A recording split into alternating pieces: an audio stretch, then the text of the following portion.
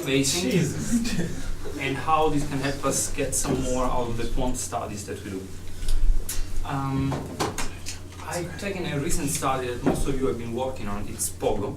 So Pogo is a brown sauce we've been testing in different countries. And I was looking at the action standards that we use to say, okay, you can launch this, it's a good product to be launched or not. So what we take is, we ask consumers whether they will buy the product, yes, no, and it's a 5-point question, and we have an action standard on whether they will definitely buy it or probably buy it.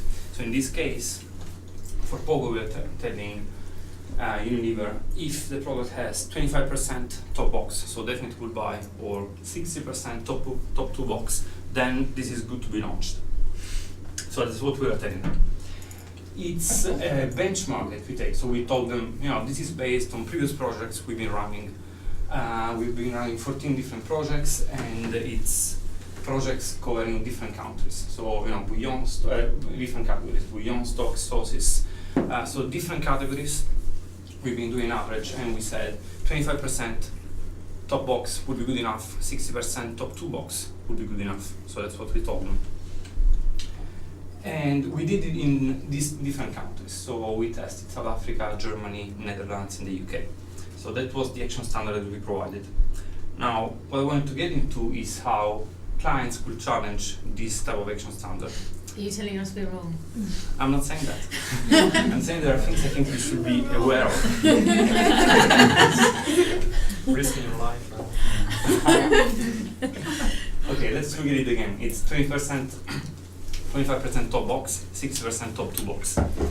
And that's the actual result slide that we provide to the client with the results by different countries. So you see South Africa, hugely positive results, 62% say I would definitely buy this product. Netherlands, it's a bit more negative, 22% say I would definitely buy this product. Then we did an average, 29% top box, 41% top 2 box. So what we told them is, this is good, it's good to be launched. Results are different across countries though. So Netherlands were not as good. So we told them, didn't achieve the standard, but it's pretty close. So it meets the action standard overall. That's a long explanation. That's really coming from the report. So what clients would say? That's a client. Oh, Angry Birds! So they could ask 25% top box, is it as good in South Africa as it is in the Netherlands? That's a question they could ask. Or they can ask, is 25% top box as good in sauces as it is in tea or in bouillon? Is there any difference there? Or are we comparing scores collected on different samples? No, you can have 33% canteen chefs or 50% restaurant chefs that can change across countries. And also, the scores that we collected were collected in sauces, in bouillon, in tea, in all different categories. So we're comparing scores collected on different samples as well. And also validity. So if it's 25% top box, does it mean it's going to be successful in market or not? Do we know that? We don't. So to me, we don't need to know all the answers to this, but what we need to know is, that's us if we don't know the answers. We just need to have some good things to say if those questions are asked. So just the fact that they didn't ask until now doesn't mean that they can not ask in the future. Clients change across corporations, across industries. So some clients will ask those questions, so we need to be prepared for those things. I want to take a look at how results can change across categories, across countries. If you look at category context, this can change a lot across different countries. Let's think about penetration of different products. Like this is tanning cream. We can use this in the UK, in Europe, in many countries, in Western countries we use this.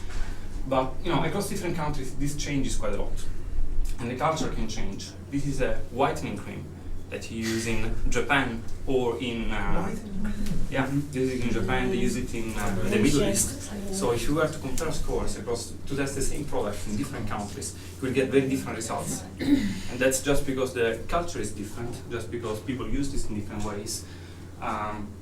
You can have 10 different companies producing tanning creams, or just one. or that's the category concentration, or you can have 50% of the population using it, or 10%. That's going to change quite a lot. So if you that's an extreme example, but we can use it in sauces, in bouillon, etc. So if you compare scores in South Africa versus Netherlands, they can be really different as well. So those are the type of things we need to keep in mind when we do tests across different countries. The other thing is overstatement. So I think it's a good thing to keep in mind. People can have different level of overstatements, especially across countries. So imagine we tested a new Coke in 5 different countries. So we asked consumers, would you buy this or not? So everything that is green is good, that's definitely will buy, or probably will buy. Everything that is below is not so good. So that's the same concept tested exactly in 5 different countries. If we look at this, what we're tempted to say is that Mexico, this performs really well, Italy, that's really good as well, Japan is probably not so good. So that's what we would say just looking at this data. Actually, what we don't know is that is 92% good in Mexico or not? Is 31% bad in Japan or it's not? You cannot know this if you just look at the data. So what we should do is look at scores within Mexico and see if we do 10 tests in Mexico, is 92% good or not? So really comparing this versus a database of tests running within the same country. My previous company did that, so I can give you an example of this. Actually, 92% in Mexico, that's average versus a database of concepts tested within that country. So 92% of people that say definitely will buy, or probably will buy, is not so good in Mexico. If you look at Japan, that's 31%. That's actually pretty good. It's better than the average within that country. And those are really leveled overstatement. Actually, in Italy, 97% saying yes, I will buy this. Italians say that, but they actually won't do that, just because they overstate about it. Japan, that's pretty different. So those are things we need to keep in mind when we test across different countries. And this can have lots of implications when we run multi-country tests. So overstatement levels change by country. And yeah, that's what I just said basically. We don't know whether 31% is good or bad unless we compare it versus a database of scores within that country. Are you all with me so far? Mm-hmm. Can I ask about the database? I mean, how do you access the database? Is it a database that your previous company had, or is it a database that you, purchase, or? No, what we will cover that. Okay. Basically, these are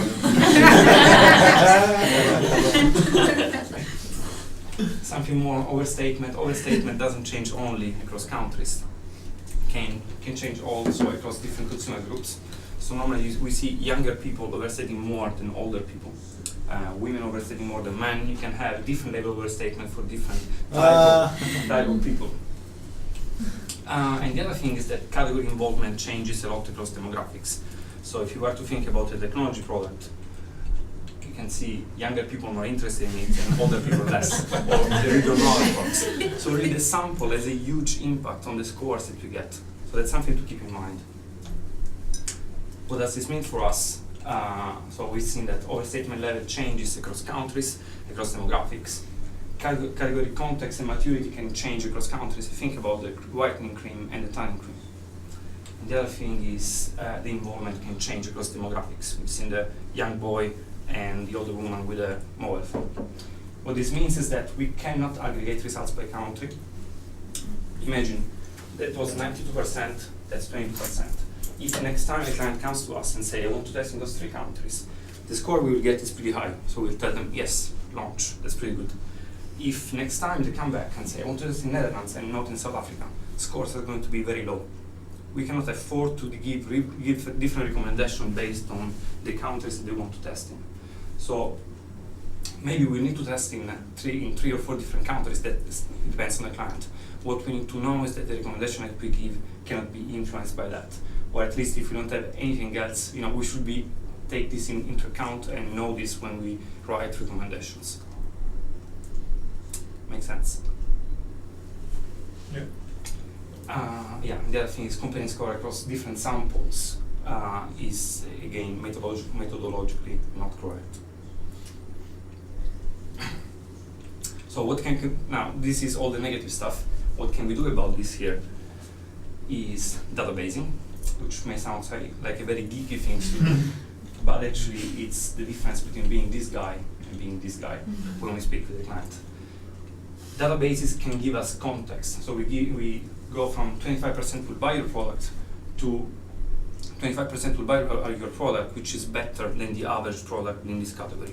It's a different statement and it has different credibility. That's not just me as a researcher, that's me as a researcher plus the knowledge that my company has. So it really gives a different context to a client. And that sentence that we saw about South Africa, or the Netherlands being not quite there but almost there, we can say it in a different way. You can say the product ranks in the top tertile or in the top 10% of products tested in the Netherlands and in South Africa. So that has no strings attached. No, it's not me interpreting the data. It's what the data is telling me versus the database. And I don't want to go through all of this, but basically it gives some more credibility. So we go from today, I'm telling you, 25% will buy your product to 25% will buy a product which is better than the average of the category.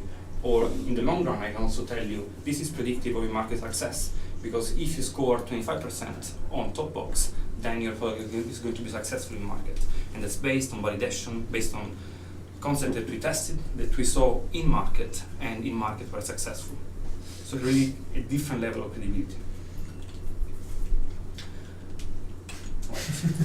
And also provides us with a competitive advantage. If you look at existing clients, some of them, we see Samsung, they tested with us, and then they went back to Ipsos to test their concept again, because they went to a big database. If we have a database, they would not do it again, because they're already testing with us. And if we go and pitch to new clients, then we can say, that's the service you get from us. Also, we can compare scores versus the database. So we have experience in our category. It's not just based on, I run this study. We can say we have 20 studies within this category, within this country. I think the level of credibility that it gives is different. So it can also help us within new product development, new business pitches. So what if I'm not still convinced that's a good idea? We work on innovation-related projects for lots of different clients worldwide. The latest example is Samsung. Corina presented this. We did this in the innovation in the conference. With Samsung last year, we tested almost 70 different concepts. That's a huge database within telecoms. If you have a consistent sample, and we work with all those clients. If we can put together a database, we can say we have this number of concepts, this number of products tested, and that's all experience that we get. Experience that we get as a company, because if we don't do this, it's a huge opportunity cost. So it's lost knowledge. If we consult with clients, we have numbers to look and to say, okay, that's a good score, that's a bad score. We can have some ideas about if it's good or not. And it's lost business. Databases can build credibility, and knowledge that we get with Nokia, we can use to pitch to Samsung.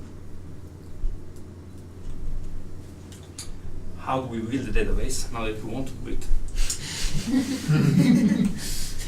There are, to me, 5 different pillars. So we talk about the consistent sample.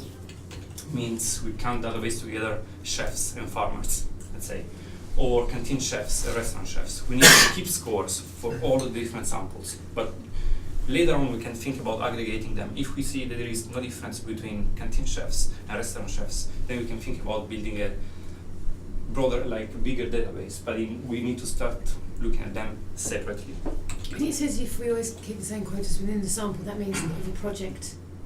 Yes. Sample. So let's say if I want to compare overall scores for Pogo, if Pogo is 50% canteen chefs and 50% restaurant chefs, if I want to compare it to total scores again, I would need to have a sample which is composed by the same players. Otherwise, Because we did have sample differences in Pogo, but that was the client, I think, pushing for more canteen. Again, sometimes the client has requirements and you cannot go against that. But you just need to keep them in mind when you write your recommendations. Or if you know that canteen chefs, they always have higher scores versus restaurant chefs. That's something to keep in mind when you compare across 2 different studies that had different samples. Can you not weight the sample back to the database? You could do that. But the good thing is that you need to know how different are the responses. And you know that until your database and until you have 10 studies, 15 studies to look at and see, okay, actually those guys overstate more than those other guys. Consistent methodology. So if you think about new product development, if you test the concept with a price or without price, you can't database the scores together, just because people look at this in different ways, and the scores are different. Something else about sample. If possible, if you have the choice, it's always good to have a sample which is very broad. Again, think about consumer products. We tested, in my previous company, kids wipes. So wipes for kids, and the client was saying we just need to test this among moms, young moms. But actually, what we saw is that most of the volume was coming from normal people that didn't have kids, they just like the wipes. So volume can come from other samples that the client thinks. So if you want to have a good estimation, especially if you're running volumetrics, you need to go very wide with the sample that you're using. Consistent measures. So if you have purchase intent questions, you can database together scores that are collected on a 5-point scale and 7-point scale. That makes a difference as well. So measures need to be the same. Ideally, questions need to be the same. So that's it for the measures. If we do this across categories, we can look at patterns. So I don't know this yet, but if you look at scores, you can say maybe in Italy everybody responds the same way. So no matter if you're a chef or a farmer or whatever else, you have the same level of overstatement. Or maybe there's a difference there, but you need to database scores across different categories. Normally, country is a bigger predictor over overstatement versus category. We should do this across offices. So if you do this, if you collect scores not only here but across all our offices, we're going to have lots of different data points to look at. So and that as a company can really give us an advantage. Any questions here?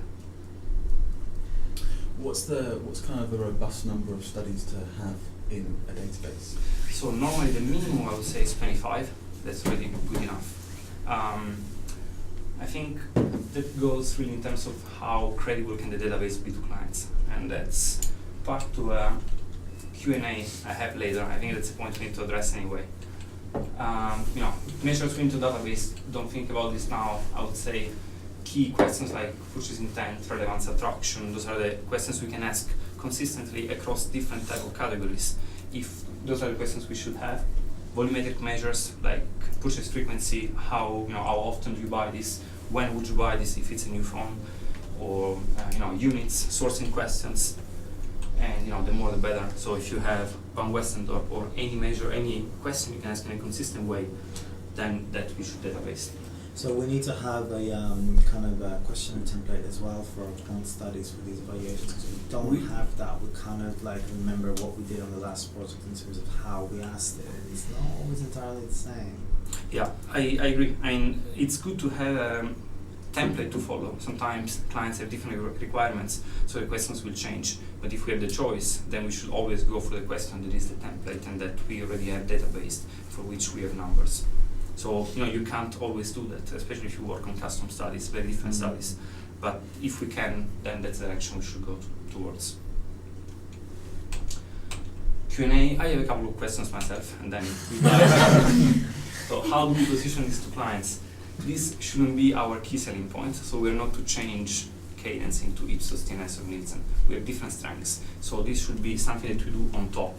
So it's like you get the same type of quality of analysis thinking that you expect from a smaller agency, but it's also backed up by more figures. So that's where we want to get to. And we don't need to tell the client we're using it if we're not comfortable with the database. So if we see lots of variations, we don't know whether the database is robust enough. We can just use it ourselves to have an idea about the data and not mention it to the client. Or if we are confident about it, we can say, let's compare versus a cadence database of 50 initiatives within this category, within this country. So it's not changing the offering, it's just strengthening, improving the offering that we have. How do we do this? We can, if we have key measures, as part of the PPR process, at the end, the analyst can really take the measures and put them within a PPR form or put them within the database. So it's not going to add more time, it's not going to be more time consuming for us, it's just going to build more knowledge.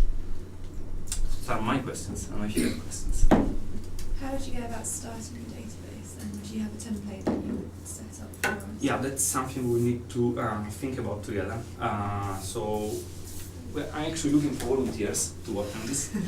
It's a good project. It's going to be run worldwide. It's going to give exposure to different offices. So yeah, we need to think about this from scratch. So yeah, if you're interested in this, we I'd can. be interested in helping. It's good.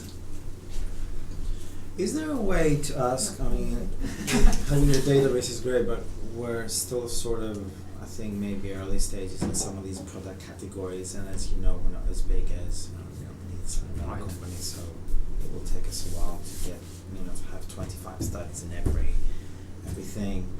Is there kind of a benchmarking question that you can ask in the question that gives you an idea of what kind of customer you're dealing with?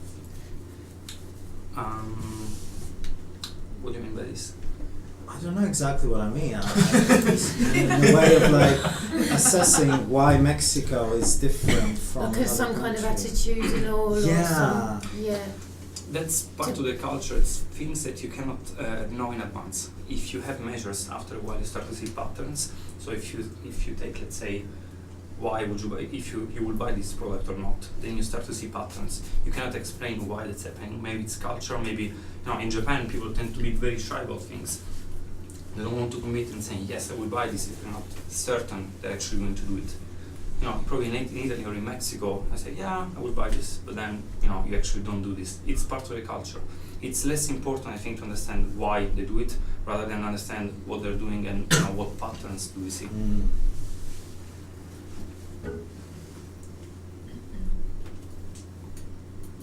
Anything else? I think I've said Selena because it's all the problem. I was just looking around the room to see where Karina was more than me. I wasn't. No, to be fair, Oh. we did put in a slide about the culture and stuff But like that. We did I'm not say saying why that's Netherlands I'm not was, saying that's wrong. What I'm saying is that we need to know that certain differences agree. happen, because in the next project, the next 2-3 projects, we may not be able to give more perspective than what we actually did in Pogo. But it's just to have this frame of mind that things can change across countries. So if you do recommendations, we need to keep this in mind. I agree, because there was lots of discussion, I think, with the client about Netherlands and why that could have been the way it was, and that did have a sample. I mean, the sample's the same in all the other markets apart from the Netherlands. Did you have like open ends and other things that could have supported sort of the positive or negative? Because I was thinking of Small and Mighty, where we had the metric, and they did ask us for what is that? Is this good or not? And in the end, it was actually not relevant because we had so much supporting evidence on the qual side from the chef ethnographies and all of that. It was just overwhelming, and if there was any points that were negative, they knew exactly what they were, and the quant just didn't matter anymore. And I think I fully agree with you on saying that should not be our key, selling point, at least not yet, until we have the database really fully formed. So it's good to structure quant projects. Always bear in mind that you need a little bit of open ends in there, just to make sure that if the question does pop up from the client, you can kind of throw some verbatims or some more insight that will There was actually quite There a was lot like of 80 ends. open ends across 2 questionnaires. And because I think because it was the We'd we'd call done a with the- pilot first, and then we had that call with the person that conducted all the interviews, so we did There you go. Beyond just saying this is your score for the current project and this is the benchmark, how else, if at all, did you kind of use the data in a report? So I'm wondering if, let's say, with, say, Pogo, the Netherlands is well below par compared to other food sources, can you use the benchmark to try and explain the reasons why? Is it because it's too expensive, too salty, too whatever? Yes, because you're not Okay, databasing that's scores from just one question. So you normally have a set of diagnostic questions. You normally have purchase intent, you have value for money, you have uniqueness, you have relevance. There may be lots of different reasons why it's not performing well. So to me, purchase intent is just the first one, but then you need to explain it in different ways. And there are questions you can use. So, how unique is this? How relevant to your needs is this? How, what about the price value? So all those things you can use to support purchase intent ranking. So you need to have rankings for all of those questions actually, because then you can say that's below average in uniqueness, it's a lot above average in price value. So value is good, but it's not very unique, not very relevant. So they will buy it because of the price. So you can make a story out of that. Did you always have to use the same scale then for all your You do. questions? Because we never used it. We're always using different scales. Yeah. for this, And so- is that because of the client or is that because? Yeah, often. It's Okay. interchangeable. I think again, if you work on lots of different categories, lots of different clients, it may be difficult to align on certain questions. Point is, when we have the option to do it, we should do it. That's because it gives Yeah. us more power over the data. Is there kind of like best scales then? So for purchase intent, you could have a 5-point very likely one, or you could have like definitely would buy, probably would buy. Is there ones that we would recommend using? I think this is also in terms of how you position this to a client. It needs to be a scale that as many clients as possible would be happy to use. So if I work with Nokia and they work with 11-point scales, that's a good scale for them, but I won't be able to use this across lots of other clients. So it's a lot about consistency, looking at our client portfolio and which questions could be easier to kind of push to clients. But maybe also looking at what the industry like mainly uses, so that also results don't look too different from what they get from other sources. Yeah, makes sense as well. Maybe that's Also, an because we area. do quite a lot of, obviously we're doing loads and loads of Unilever stuff, and they like their 7.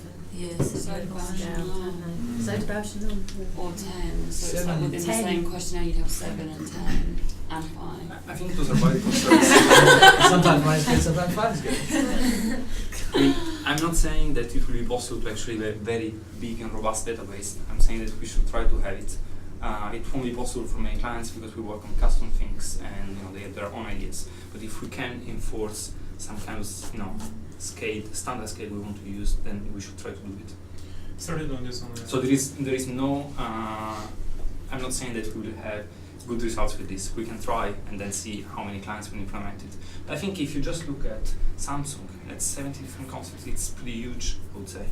So we have the option to do this. If you take, if we put say the Nokia projects we've got into a database, then we've maybe got 4 projects, and so only 4 bits of data. But if you combine that with, say, the Singapore office, the Indonesia office, the China office, the US office, you've suddenly got maybe 20 reports. Yeah. Are there countries which you can start to combine and say actually the US attitude is kind of similar to the UK, so you can kind of combine that? We can do that actually. If you look at this example, that's South Africa and Netherlands. If you just look at this, we have no idea. But maybe we tested mobile phones, and maybe we tested pharma products in those countries. So that we see in South Africa actually scores are always pretty high, or in Netherlands they are normally a lot lower than South Africa. So that's something we can use. We don't have a database which is precise in that country, in that category, but we can use it as kind of a proxy to understand how things change across countries or across categories. Would you have to maybe be a bit cautious about the fact that it's quite appealing means something different in South Africa? It's interpreted more strongly positively. That's what we want to get to.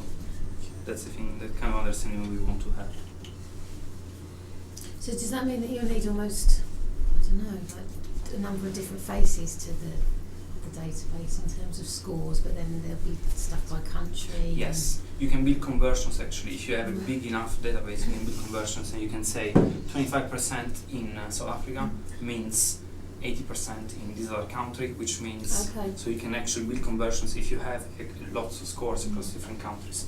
You can do the same across categories. So if I have 25% score across chef in South Africa, then if we were to test a similar product with another sample, then the score will be this. You can look at restaurant chef and canteen chefs. So if we were to test this with canteen chefs, we will get 10% score. If we were to test the same score, we can convert it into restaurant chefs. Mm-hmm. But we need to have a big enough database to be able to build conversions that make sense, that we are comfortable to use. Mm-hmm. Would it potentially be something that all the offices are contributing to independently, or would we collect data from them and route it ourselves? I think every office will need to work on this, so we're not going to collect scores for the guys in Indonesia, but they should do this. What we can do is we can provide guidance on how to do this. We can do the template. We can decide on the questions. Definitely we need to talk with them, because if it's a global project, everybody needs to buy in this. Even on the scaling we're using, or the questions we're using, so we need to talk with them. So that's why I think this task force can be pretty interesting to work on. Have you spoken to them? Because at the conference they were sort of done when they were talking about something I similar. spoke with believe. Barbara about this, and she Yeah. told me that there is interest to run something like this. Yeah, because they do loads of Indonesia anyway. Yeah. They've Yeah. got masses of Actually, stuff. now that we've been talking about this, so I have a few next steps. So decided if we want to go ahead with this, we have get buy-in from other country heads. We have as well. So what we need to do now is to get a team in place, and then with that team we start to fine-tune approach, methodology, questions, things we want to do, how we want to do it. So that's all up for discussion. We're really at the beginning of this. I think we started doing something for Novartis project, rather kind of consistent across different products. So we use the same scales, the same type of questions, so it's much easier. But as kind of Claire mentioned, with different clients from the same category, they're on different scales. So again, somebody uses 7-point scale, somebody else uses 5-point scale. Yeah. So I mean, at a different certain wording point, as well. It's not different just wording the and scale. might be more tricky, I guess. But I think it's a good idea. I think it will be tricky, but let's say if you have 100 concepts tested on a 5-point scale, 100 tested on a 7-point scale, you can start to build conversions across the two to see if you are top 33% products within 7-point scale. You need to have this score within 5-point scale questions to get to the same level within the database. So yeah, you can build conversions for that. It's not ideal, but it's a surrogate you can use. Yeah. Is that something you've done before? No. No, I haven't. But Is I it done think in other places? These conversions? yes. Mm. Yeah, I've been working with conversions in my previous company. Okay. So Sorry, Karen. yeah, no, go I was ahead. just going to ask how long they had the database there. Was it more of a new thing that they had? Well, they started this mid 80s, and no, but seriously, up to I think 2000, they had really just a few concepts. Let's say 1,000 concepts or stuff like that. So it's not big. I mean, we have that kind of numbers. Now they have a database of over 150,000 new products. So that's a huge competitive advantage, because then you can build conversions across countries, categories, scales if you want. Yeah. But again, we don't want to be that. My old company had it as well, and in fact they could pick and choose from the database, and usually they would compare the results from the current survey to the last. They would claim, this compares favorably or unfavorably on these list of 100 big product launches that we have done over the last 6 months. It was recent, it was category based, it was really relevant. Yeah. But they could do that. I think that's a good point again, because timings is one of the other things that plays a lot. If you test a telecom product, I don't care about comparing my new Nokia versus a device launched 10 years ago, because people have changed, the attitudes have changed, devices have changed. So I want to compare versus the database, which is relevant. Which is why again I'm really appealed by the Samsung thing. It's 70 concepts tested in the past year, so it's very relevant. It's not worse than Nielsen or Ipsos or anyone else. It would be good to have this on the chefs quite quickly, just given how much work we do. We can prioritize. Because I don't know where that 25% top box came from on Pogo. It was, they asked us to look at all the past projects, and then Diane and Andy sort of came up with it together. Right, Diane and Andy. Yeah. Right, We've got a database that's got it in there. There's got the previous Unilever stuff, and Nokia stuff, and Nestle Right. stuff, and Novartis stuff, but it falls down quite a few real pitfalls in terms of categories and countries and stuff like that. So it's there as a starting point, but it needs a lot of refinement. Got it for Nestle stuff as well, basic benchmarking. Actually, I think Navica updated. So it's kind of got the updated headline scores, but all of the detail of by market, by respondent, by stuff isn't there. And that I think is a stuff which is really powerful to have, but it takes a while to do. So would that be easy to clean? Clean? No. No, it's a start again from scratch, right? Yeah, I can start from scratch, or you can look into previous studies and let's say separate scores. So you have probably in your tables you have total score across this study. You can split it by different type of samples that you had and start to build a database based on those scores. So it's something you can still do based on. Because it'd be a shame not to lose that, because we must have near on 20 or so Yeah, I product think it's testing. a starting We're point. already starting to get to that 25 number, aren't we? So And mind you, that's within the different, like the 25 concept testing amongst the same sample of chefs. Yeah. Same kind. Right, okay, Yeah. so probably a bit far off. Good. Thank you. Thank you very Thank much. you.